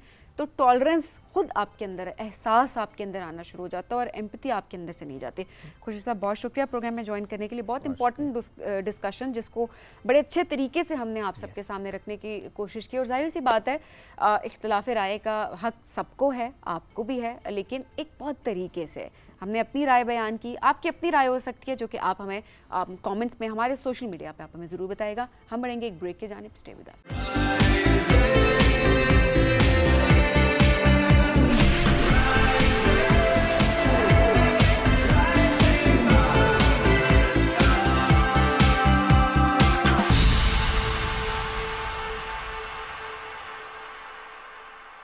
वेलकम बैक। राइजिंग पाकिस्तान में एक बार फिर कहते हैं खुश आमदीद। अगस्त के इस महीने में हम उन तमाम पाकिस्तानियों को सेलिब्रेट करने की कोशिश करें जो कि ज़ाहिर है बहुत से पाकिस्तानी ऐसे जिन्होंने अपने अपने डोमेन में बहुत अच्छा माशाल्लाह अच्छा, बहुत सारे गिले भी हमारे पास यकीनन आ रहे होंगे, हमें क्यों नहीं बुलाया, हमें क्यों नहीं बुलाया, क्योंकि हर कोई अपने डोमेन में इतना अच्छा काम कर रहा है। लेकिन जो जिन तक हमारी रसाई है, हमारी कोशिश ये होती है कि हम उनको तो चले इस प्लेटफॉर्म पे बुलाएं और वो जो उनकी कंट्रीब्यूशन है वो हम उसको रिकग्नाइज कर सकें, हमें एक्नॉलेज करना बहुत इंपॉर्टेंट है और फिर आप लोगों तक पहुंचाना भी बहुत ज़रूरी है। तो आज एक ऐसी शख्सियत हमारे साथ मौजूद है जिन्होंने एडवेंचर स्पोर्ट्स में जिस तरह से वो आगे बढ़ रही है माशाल्लाह। हम अक्सर बात करते हैं ना कि पाकिस्तान का नाम रोशन करना, वो पाकिस्तान का झंडा पाकिस्तान से बाहर मुख्तलिफ जगहों तक पहुंचा देती हैं। वो एशिया से बाहर जो बुलंद तरीन चोटी है अकंकागुआ, वहाँ पे भी झंडा लहरा चुकी है माशाल्लाह। इसके अलावा माउंट एल्ब्रस भी उन्होंने सर की है। एंड माशाल्लाह जिस तरह से उनकी जर्नी है as a cyclist, as a mountaineer, as a adventure sports, वो बहुत आगे माशाल्लाह जा रही हैं। समर खान की हम बात करें, सो प्राउड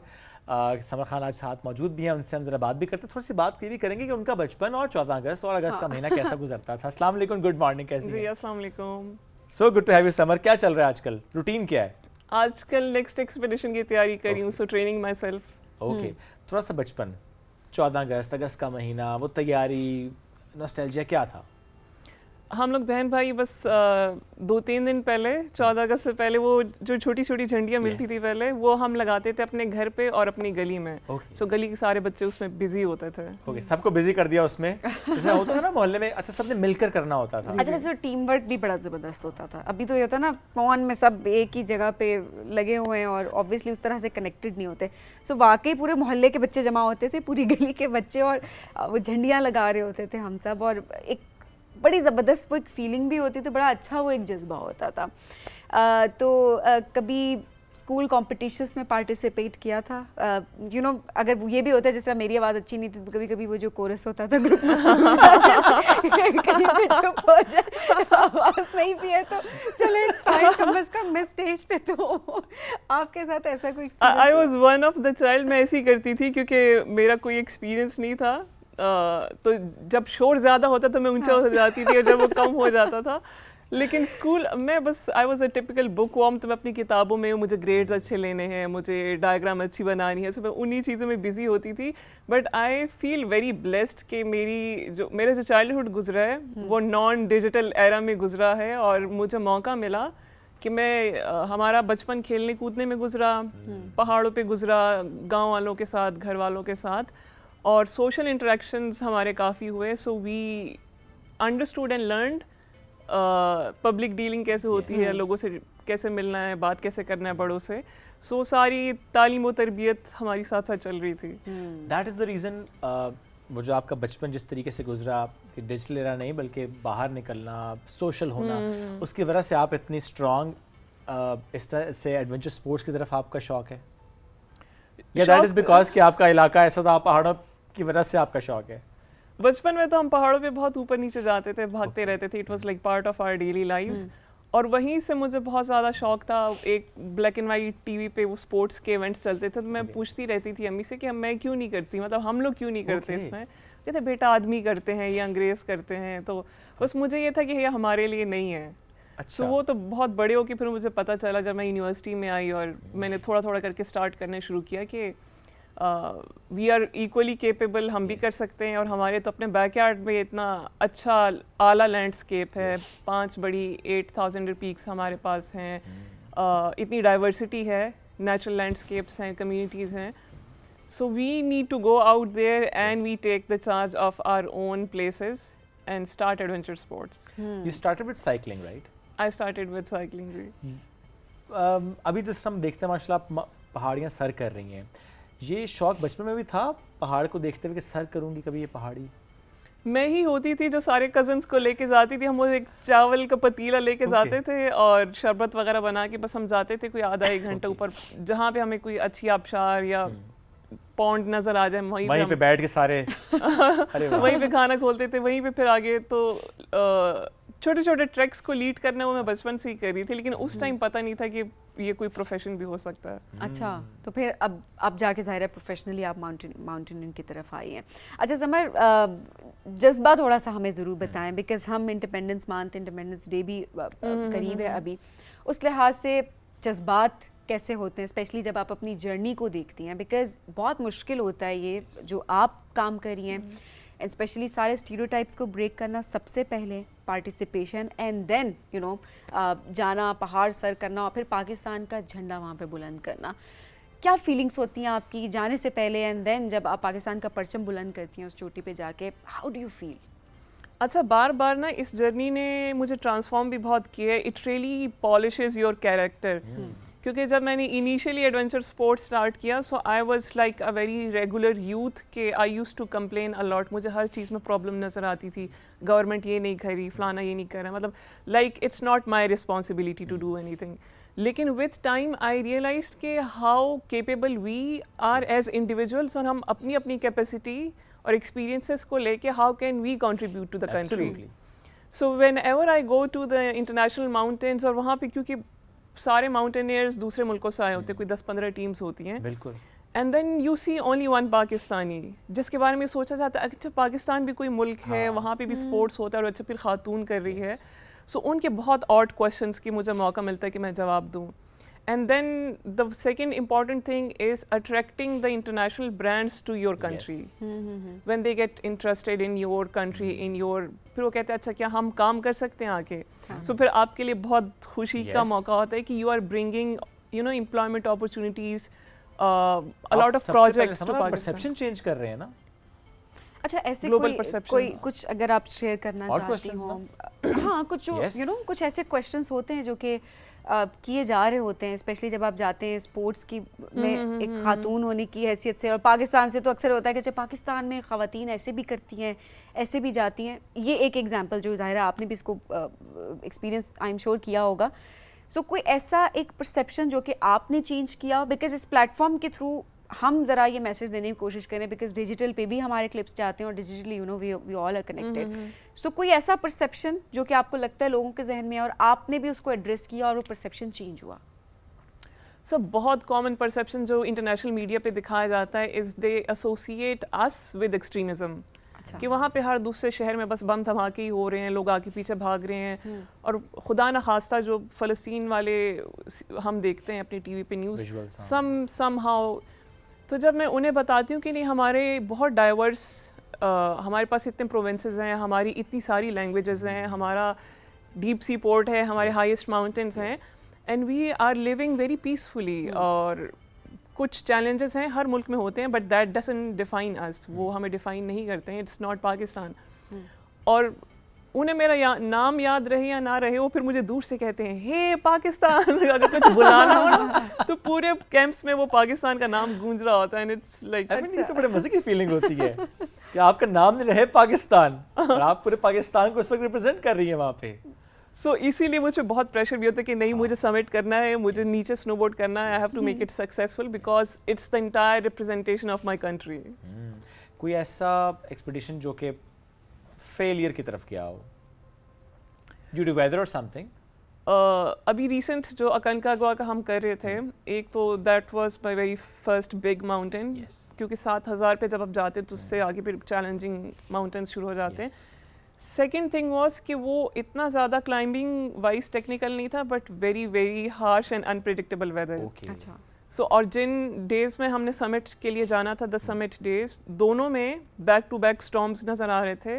ओके। एंड हम यही दुआ कर रहे थे कि हम इतनी ट्रेनिंग करके आए, इतनी मुश्किलों से यहाँ तक पहुँचे हैं, सो एटलीस्ट हमें मौका ज़रूर मिले अटेम्प्ट करने का। विदाउट द अटेम्प्ट हम सिर्फ मौसम की वजह से नहीं जा सकते, क्योंकि वो बहुत ज़्यादा डिसअपॉइंटिंग चीज़ हो जाती है। सो हमें बहुत शॉर्ट विंडो मिली थी और एंड में बिल्कुल 1 घंटा पहले स्टॉर्म से, क्योंकि दे वर मॉनिटरिंग द वेदर, कि हमारे पास 1 घंटा है, अगर इसमें समिट हुआ तो ठीक है, नहीं तो हम जहाँ पे भी होंगे हम वहाँ से वापस लौट जाएंगे। और आप उस वक्त किस जगह पे थे? और अभी हमारा तकरीबन 1.5 घंटे का सफ़र और था। ओके। तो उस टाइम पे हम इतने एग्जॉस्टेड थे, एक सर्टेन हाइट पे थे, ऑलरेडी काफ़ी ठंड है, एंड वी पुश्ड आवरसेल्व्स कि हमने 1 घंटे के अंदर करना है, and we have to reach the summit. और हम जैसे ही पहुंचे, आपने मेरी समिट पिक्चर्स देखी होंगी, वो सारा बर्फ और तूफान शुरू हो चुका हुआ था। सो बिल्कुल एंड पे हम पहुंचे। लेकिन दैट्स एक तो पहली बात ये कि आप पहुंच गए माशाल्लाह, दूसरा कि फिर टाइमली वापस भी नीचे उतरना, क्योंकि अब स्टॉर्म स्टार्ट हो चुका है। And we descended in storms for 5 hours। 4-5 घंटे हमें नीचे आते हुए लगे और प्रॉपर स्टॉर्म में हम आए। 5 घंटे। उस टाइम वैसे क्या फीलिंग्स थी? मतलब ये डर होता है, क्योंकि बहुत से वाक़यात हमारे सामने आते हैं स्टॉर्म्स के, एक्सपीडिशन के बाद के वाक़यात, तो वो डर, वो खौफ, फिर उसको अपने ऊपर तारी ना होने देना, काबू रखना अपने आप को, नहीं बस कामली नीचे उतरना है। मेरी तो सबसे बड़ी स्ट्रेंथ आयतुल कुर्सी है, जितना मैनेज होता है कर लेते हैं, फिर बाकी अल्लाह के हवाले। और दूसरा लेकिन ये था कि मुझे अपनी ट्रेनिंग पे बहुत कॉन्फिडेंस था। नीचे आते हुए 1-2 क्लाइंबर्स थे जिनको रेस्क्यू किया गया। ओके। उन किसी की बॉडी जवाब दे गई थी, सम वर स्टक इन स्टॉर्म, लेकिन शुक्र है हम लोग, हमारा ग्रुप जो था, हम बहुत सेफली नीचे आ गए स्लोली। अब समझ, अगर पाकिस्तान के एक्सपेडिशंस पे आए, अभी रिसेंटली कुछ हमने ऐसे खबरें भी देखी, बहुत सी पीक्स की, मौसम की ख़राबी की वजह से बहुत से जानों का नुकसान भी हो रहा होता है। It's because of the climate change जो जिसका इम्पैक्ट हम देख रहे हैं, ज़्यादा स्टॉर्म्स का आना, ज़्यादा इस वेदर में ऐसे न्यूज़ का आना, और या फिर पुअर प्लानिंग बाज़ों का ये भी शायद आती हो आ रहे कि आप प्रॉपरली प्लान करके नहीं गए हुए। बिकॉज ये इतना टेक्निकल स्पोर्ट्स है, you have to be very trained and professional, and those who commit to such climbs and mountains, they are highly trained professionals. So वो प्लानिंग में तो ब्लंडर्स नहीं आते, वो वेदर कुछ महीनों पहले स्टडी करना शुरू कर देते हैं, उनका इक्विपमेंट बिल्कुल टॉप ऑफ द लाइन होता है, वो पूरी ट्रेंड होते हैं। जो 99% चैलेंजेस आ रहे हैं, that's because of sudden weather changes. Okay, जो कि प्रेडिक्शन नहीं थी जिसकी। नहीं, क्योंकि नॉर्थ में ऑलरेडी काफ़ी अनप्रिडिक्टेबल वेदर होता है, और अभी जो विंड्स की हार्शनेस, स्टॉर्म्स की intensity, it's only because of climate change. और जो पैटर्न्स हमें लेट मिलते थे सीजन में या बहुत अर्ली मिलते थे, अब वो बहुत ज़्यादा एक्सटेंड हो गए हैं। ओके, और हार्श भी ज़्यादा हो गए हैं। हार्श भी ज़्यादा हो गए हैं, और 2 साल से, क्योंकि मैं स्नोबोर्डिंग करती हूँ, हमें विंटर्स में स्नो कभी भी नहीं मिली पिछले 2 साल से। हमारा स्की रिजॉर्ट ऑलमोस्ट खाली पड़ा रहा। सो हमारे जितने भी स्नो के इवेंट्स थे, रेसिंग वगैरह, वो सब कैंसिल हो गए। हम प्रैक्टिस नहीं कर सके, और ये बहुत अलार्मिंग सिचुएशन है हमारे अब नेक्स्ट ईयर्स के लिए। अच्छा, इसमें ये भी कि आप एक पहाड़ी से तो स्नो बोर्डिंग पे नीचे करके आए थे, माउंट एल्ब्रस से। जी। How was the experience? Mount Elbrus से पहले, क्योंकि मैंने पाकिस्तान में की हुए थे 2-3 पीक्स है, तकरीबन 5-5.5 हज़ार की पीक्स पे मैं जाती थी प्रैक्टिस के लिए, क्योंकि जब स्की रिजॉर्ट में बर्फ खत्म हो जाती है, वी चेज स्नो, फिर हमें जहाँ पे स्नो है वहाँ पे समर है फिर हमें उसके पीछे भागना पड़ता है। सो माउंट एल्ब्रस 5,642 मीटर्स की चोटी, मतलब इतनी हाइट नहीं थी, लेकिन हमारे लिए तो ये भी ज़्यादा थी वैसे। हमें तो सोच के भी ज़्यादा लग रही है। बट कॉकेशियन जो रेंज है, that is also very very cold, very cold. लेकिन वो फर्स्ट टाइम था जब मुझे तकरीबन 4 से 5 किलोमीटर की लंबी स्लोप मिली स्नोबोर्ड करने के लिए। तो वो तो आपको मतलब मज़ा आया? फिर बहुत मज़ा आया। मैं कह रही थी बस ये ख़त्म ना हो और मैं करती रहूँ। That's so nice। जो आप शौक होता है ना आपका, उससे ज़्यादा आपको एनर्जी मिल रही है, आपको पैशन होता है, पैशन आपको लेके जाता है। अभी आपका नेक्स्ट क्या प्लान है, कहाँ जा रही हैं अभी? Now I'm going to a 7,000 meters peak in Skardu, और मैं बस 2-3 दिन बाद ही निकल रही हूँ। सो जब मुझे यहाँ से इन्विटेशन आया तो मैंने कहा ठीक है, मेरे पास टाइम है, जाने से पहले I'll come। और कौन सी पीक है ये? It's called Spantek। स्पंटेक जा रही है? जी। ओके, उसके लिए प्रॉपर ट्रेनिंग कर ली है या वो थ्रू आउट ट्रेनिंग ही चल रही है? हौसले बुलंद हैं।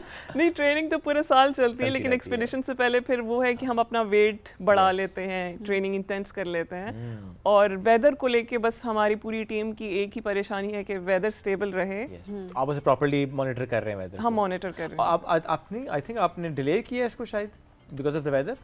तकरीबन 10 दिन डिले हुआ है, और इसी टाइम में बहुत बड़े बड़े एक्सपेडिशंस जो हमारे नॉर्थ में हो रहे थे G1 G2 के, वो कैंसिल भी हुए हैं, डिले भी हुए हैं। बहुत चैलेंजिंग वेदर था वहाँ पे। और स्पेशली कोई अगर बाहर से आया होता है, फॉरेन जो क्लाइंबर्स आए होते हैं, उनके लिए तो ज़्यादा फिर मुश्किल हो जाती है। चले पाकिस्तान में तो पता है ना कि यू आर इन इस्लामाबाद, आप डिले कर लेते हैं, लेकिन जो ऑलरेडी प्लान से आया हुआ है उसके लिए फिर ज़्यादा चैलेंजिंग हो जाता है। क्योंकि उनकी फ्लाइट्स होती हैं फिक्स्ड, उनका वीज़ा फिक्स्ड होता है, फिर they have to fly back, वो फिर उनका सारा पैसा और टाइम उसी पे वेस्ट तो होता देखिए, है। जिस मर्जी आप डोमेन में देखें, क्लाइमेट चेंज का कितना बुरा इम्पैक्ट जो है, कितना बड़ा ये चैलेंज है ग्लोबली। उससे नुकसान जो है वो जाहिर सी बात है, सिर्फ हमें तो नहीं हो रहा, ग्लोबली आप देखें हर मुल्क को हो रहा है। एग्जैक्टली तो इसके बारे में बात करना भी बहुत ज़रूरी है, क्योंकि हम जिस सेक्टर की बात कर रहे होते हैं, हम जहाँ भी जिस फील्ड में हम जिसको भी बुलाएं, ऐसा नहीं होता कि क्लाइमेट चेंज के बारे में बात ना कर रहे हो कि उसका इम्पैक्ट ना आया हो। Summer, thank you so much, बहुत अच्छा लगा आपसे And all the मिलके। best for And all the Spantic. best for Thank you. Spantic। हमें सोच के ज़्यादा लग रहे हैं, बट आई एम श्योर आपके लिए वो भी आसान ही होगा। बट वापसी में स्नोबोर्ड भी आना है उस पे भी इंशाल्लाह। इंशाल्लाह। अरे जबरदस्त, all the best once again Samar, thank you. हम एक ब्रेक की तरफ बढ़ना नाज़रीन, ब्रेक से वापस आएंगे, रहिए साथ। ये है राइजिंग पाकिस्तान।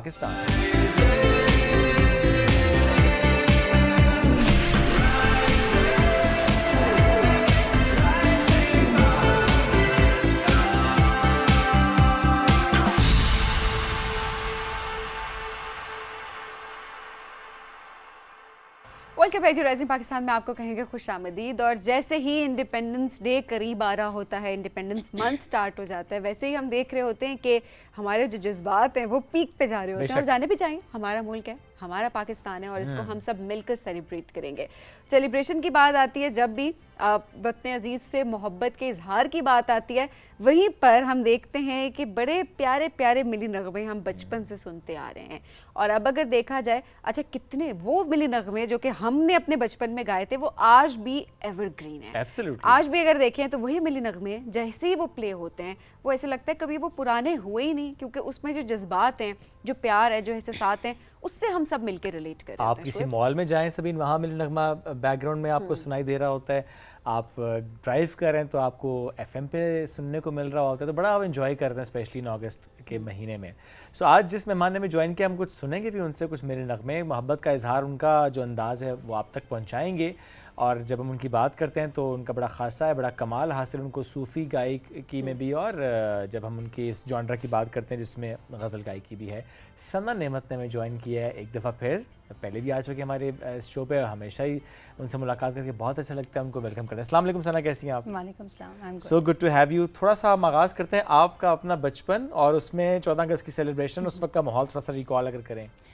एग्जैक्टली सबसे पहले तो मेरी तरफ से पूरी कौम को ये जश्न आज़ादी बहुत बहुत मुबारक हो। स्पेशली ये सेलिब्रेशन हमारे लिए दुगनी है, जस्ट बिकॉज ऑफ के मार्का हक जो हमने इस दुनिया पे एक दफ़ा फिर अपने आप बताया जी कि where are we standing, yes, and no power can undo Pakistan. और दूसरी बात ये कि पाकिस्तान की जब तक सेलिब्रेशन की बात आती है तो हमारे भी बचपन में वही होता था जिस तरह आज हम सेलिब्रेशंस करते हैं, झंडियाँ लगानी है। स्पेशली झंडियों का जो कॉन्सेप्ट था वो उस वक्त ज़्यादा था, बहुत ज़्यादा था, और उसको स्पेशली घर में उन झंडियों को असेंबल करना, उसके लिए वो जितनी भी चीज़ें रिक्वायर्ड थी वो स्पेशल शॉपिंग करके लेके आना, जो आई थिंक अब कम हो गया। झंडियों का कल्चर अब इतना नहीं रहा, और फिर उसको लगाना पूरे घर को कि जी किसका घर सबसे खूबसूरत लगेगा, उसमें हमारा घर होना चाहिए। तो वो competition is bit lag in these day, लेकिन उस कॉन्सेप्ट को भी हमें उजागर करना चाहिए बच्चों में कि किस तरीके से उसको मज़ीद क्रिएट करें। सना, ये भी नहीं लगता आपको कि हर दौर मुख्तलिफ है? अब हर दौर में सेलिब्रेशन के तरीके मुख्तलिफ हैं। उस ज़माने में हम झंडियाँ लगाते थे क्योंकि हमारे पास और कोई प्लेटफॉर्म भी तो नहीं था एक्सप्रेस करने का। अब ये है कि हमारे पास सोशल मीडिया है, हम वहाँ पे देख रहे होते हैं, और ऑब्वियसली हम ग्लोबली कनेक्टेड हैं। तो मैं इसको कभी क्रिटिसाइज़ भी नहीं कर रही होती हूँ, लोगों की राय अपनी ज़रूर होती है, लेकिन मैं कभी इसको क्रिटिसाइज़ नहीं करती। मैं वैसे क्योंकि देखें, अगर उस टाइम पे भी आपके पास कोई और प्लेटफॉर्म भी होता तो आप उसकी तरफ भी डाइवर्ट होते। तो तरीका मुख्तलिफ होता है, लेकिन हम ये देख रहे होते हैं जज्बात एहसासात वही होते हैं। लेकिन जिस तरीके को हमने चेरिश किया होता है, ज़ाहिर है हम वक्त के हाँ, साथ हमें साथ वाकई हमें वो उसी बहुत को अच्छा याद लग करते रहा हैं। था। पूरी रात जागना दोस्तों का, बिल्कुल, और फिर वो सुबह नशरियात देखना और उसके हाँ। साथ साथ गाने गाना अच्छा, जो मुझे तो मिली वो नगमे glue भी होते अभी थे। भी याद आती है, वो जो हम बनाते थे ना खुद। वो बाजार से लाते थे, बड़ी, क्योंकि बाजार से जो लाते थे वो सस्ती होती थी और जो बॉटल में होती थी वो हमें महंगी लग रही होती थी। बिल्कुल, बिल्कुल। तो वो जो खुली ग्लू लाते थे उसको पानी में मिक्स करते थे और हम और ग्लू फिर हम बना लगाते के झंडियाँ पूरी, और एक धागा लेते थे और उसमें झंडियाँ खुद से पिरो रहे होते थे। तो ये बड़ी एक खूबसूरती थी उस दौर की भी। बिकॉज ये चीज़ें आपको कनेक्ट करती हैं अपने मुल्क से ना, जितनी ज़्यादा आपकी एफर्ट होती है वो उतनी मोहब्बत जो है, और ये हमारे पेरेंट्स हमें सिखाते थे। बिल्कुल।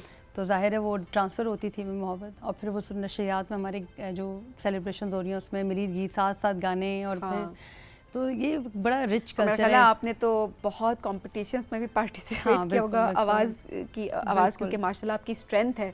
और मिली नगर में, स्कूल में, असेंबली में बहुत सारे आपने गाए में हमारे जो पार्टिसिपेशंस और कॉम्पिटिशन्स होते थे, इवन जो हमारे डिफरेंट स्कूल्स में करिकुलर नॉन करिकुलर एक्टिविटीज़ में जो हमें बुलाते थे यूनियन वीक्स में, तो हम डेफिनेटली उधर जाते थे। पहला मिली नगमा जो आपको याद हो किसी कंपटीशन में जो आपने गाया हो?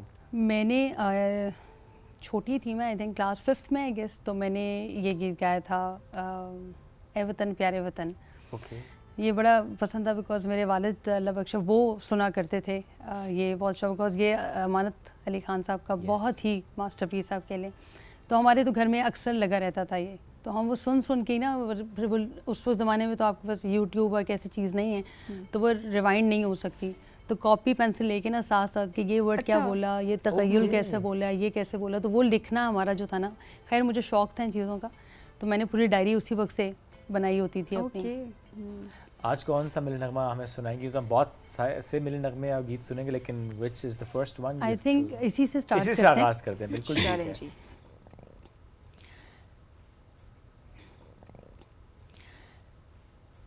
ऐ वतन प्यारे वतन, ऐ वतन प्यारे वतन, पाक वतन, पाक वतन, ऐ मेरे प्यारे वतन, ऐ वतन प्यारे वतन। तुझसे है मेरी तमन्नाओं की दुनिया पुरनूर, अज़्म मेरा कभी मेरे इरादे हैं गयूर, मेरी हस्ती में अना है, मेरी मस्ती में शऊर, जां फिजा मेरा तख़य्युल है तो शीरी है सुखन, ऐ वतन प्यारे वतन, ऐ वतन प्यारे वतन, पाक वतन, पाक वतन, ऐ मेरे प्यारे वतन। और इसका एक बड़ा खूबसूरत शेर, मेरा दिल तेरी मोहब्बत का है, जान बख्श दिया, मेरा सीना तेरी हुर्मत का है, संगीन हिसार, मेरे महबूब वतन तुझ पे अगर जाऊं निसार, मैं ये समझूंगा ठिकाने लगा सरमाया तन, ऐ वतन प्यारे वतन, ऐ वतन प्यारे वतन।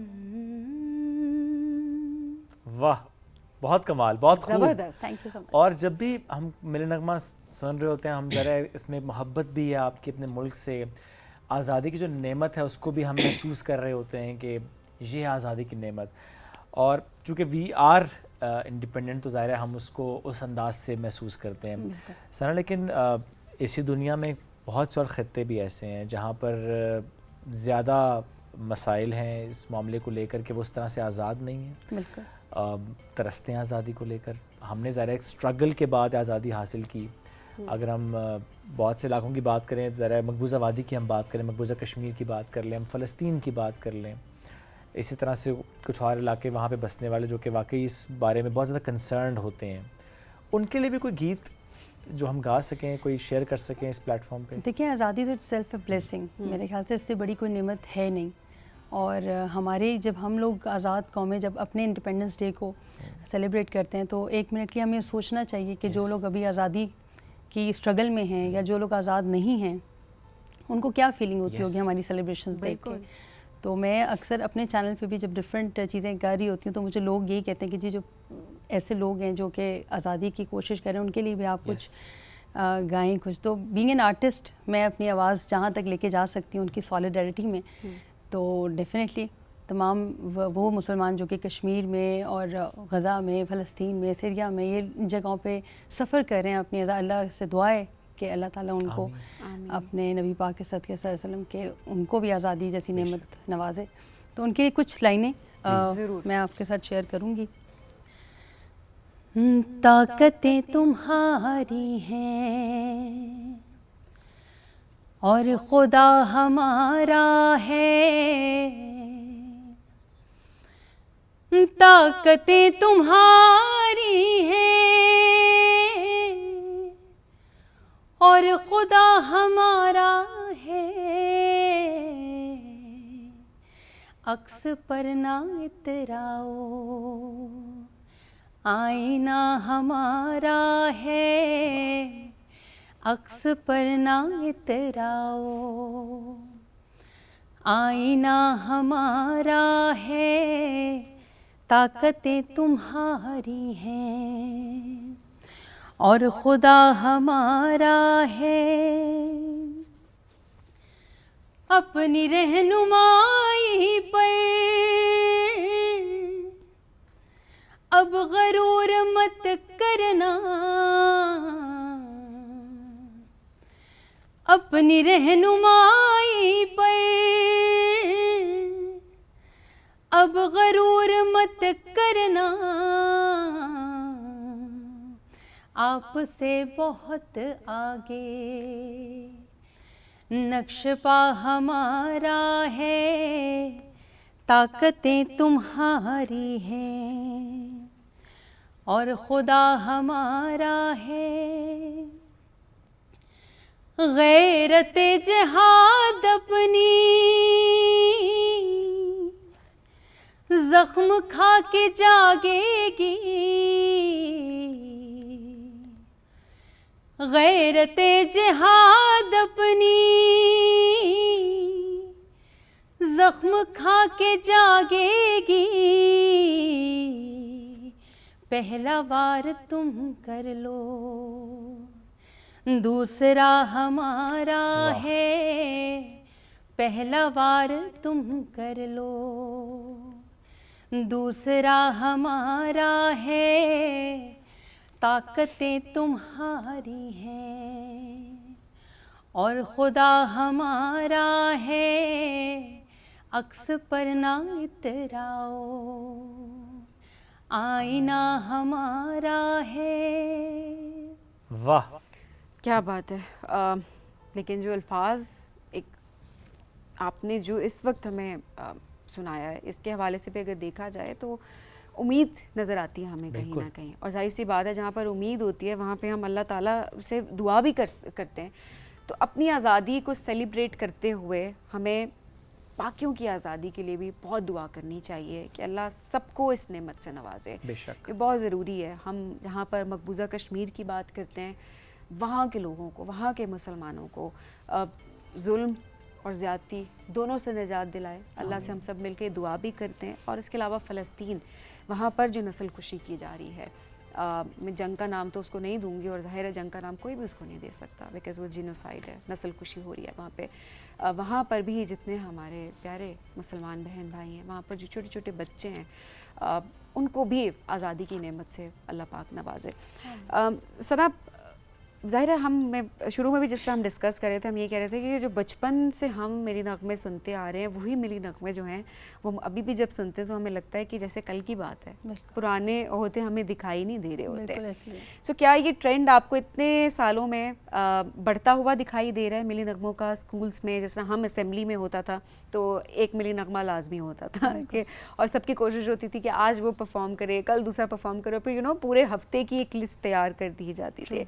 सो डू यू थिंक कि बहुत अच्छे तरीके से अभी भी स्कूल्स में इदारों में हम देखें और बहुत अच्छे से जो है वो ये ट्रेंड अभी भी कैरी ऑन किया जा रहा है? बिल्कुल, ये ट्रेंड तो अभी तक कैरी किया जा रहा है और जिस तरीके से हमारे टीचर्स और हमारे पेरेंट्स ये सारा डिपेंड हम पे करता है कि हम किस तरीके से अपनी जनरेशन को उस लेवल तक इन्वॉल्व रखें कि उन्होंने कौन कौन से गीत गाने, पाकिस्तान से, अपने वतन से मोहब्बत के लिए कितनी अपने आप को इन्वॉल्वमेंट देनी है इन एक्टिविटीज़ में।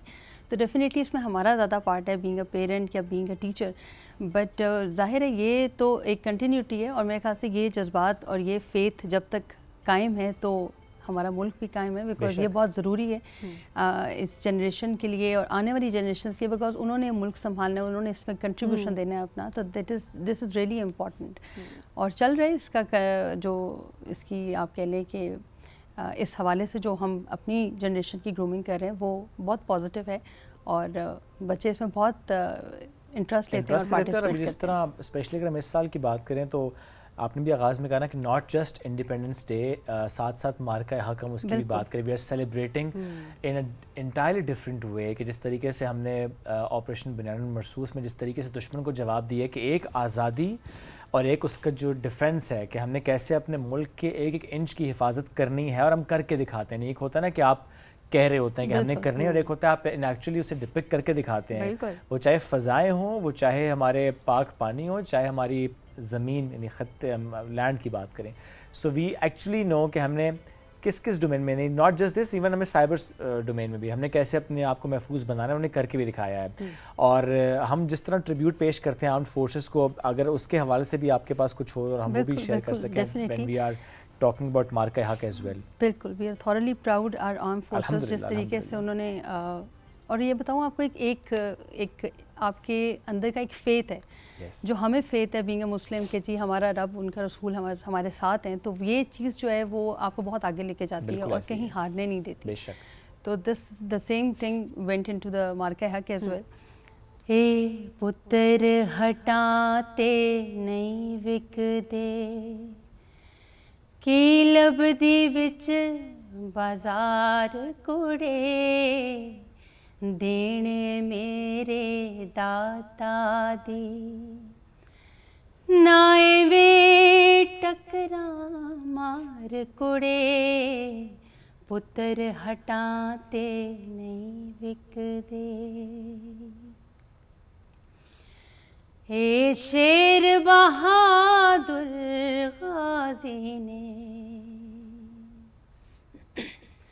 ए शेर बहादुर गाजी ने, ए किसी को लोवी हर दे नहीं, ए न दुश्मन को लो की डरना, ए मौत को लोवी डर दे नहीं, अपने देश दी इज्जत तो जा अपनी देंदे वार कुड़े पुत्र हटाते नहीं विकदे। तन पागने ओना मावा दे, तन पागने ओना मावा दे, जिना मावा दे जाए ने, तन पागने पेण परावा दे, जिना गोदियां वीर खिड़ाए ने, मान माना वालियां दे, नहीं इस दी तैनू साड़ कुड़े पुत्र हटाते नहीं विकदे की लबदी विच बाजार कुड़े देने मेरे दाता दे, नाए में टकरा मार कुड़े, पुत्र हटाते नहीं विक दे। वाह। अच्छा, तीसरा आपने जब किया है, तीनों में आपकी पिच, आपका अंदाज, एवरीथिंग वाज सो डिफरेंट के ये बहुत ज़्यादा प्रैक्टिस की हुई है आपने तो।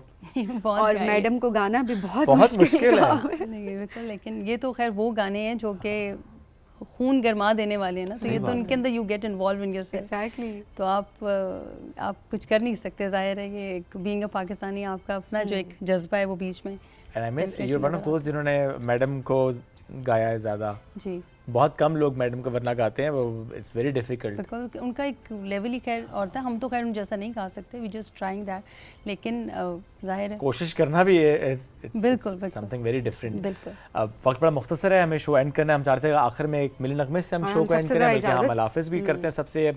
अपने शो का फीडबैक हमसे ज़रूर लेंगे, हमें फीडबैक दीजिएगा। हम एंड करेंगे सना सना थैंक यू, और बस आपके मिली नगमे से हम एंड करेंगे। Thank you so much for inviting in. एक गीत है बड़ा मशहूर नैरा नूर की आवाज़ में, उसका एक असाई अंतरा मैं आपके साथ शेयर करूँगी इसे। हर एक दिल में तेरी लगन है, तेरी ही जानिब हर एक नज़र है, हर एक दिल में तेरी लगन है, तेरी ही जानिब हर एक नज़र है, तेरी हिफाजत का आज़्म लेकर हर एक अपने महाज पर है गवाह रहना, वतन की मिट्टी गवाह रहना, गवाह रहना, वतन की मिट्टी अजीम है तू, अजीम तर हम बना रहे हैं, गवाह रहना, वतन की मिट्टी गवाह रहना, गवाह रहना, वतन की मिट्टी अजीम है तू, अजीम तर हम बना रहे हैं, गवाह रहना, गवाह रहना, गवाह रहना, गवाह रहना, वतन की मिट्टी अजीम है तू, अजीम तर हम बना रहे हैं, गवाह रहना, गवाह रहना, गवाह रहना, गवाह रहना।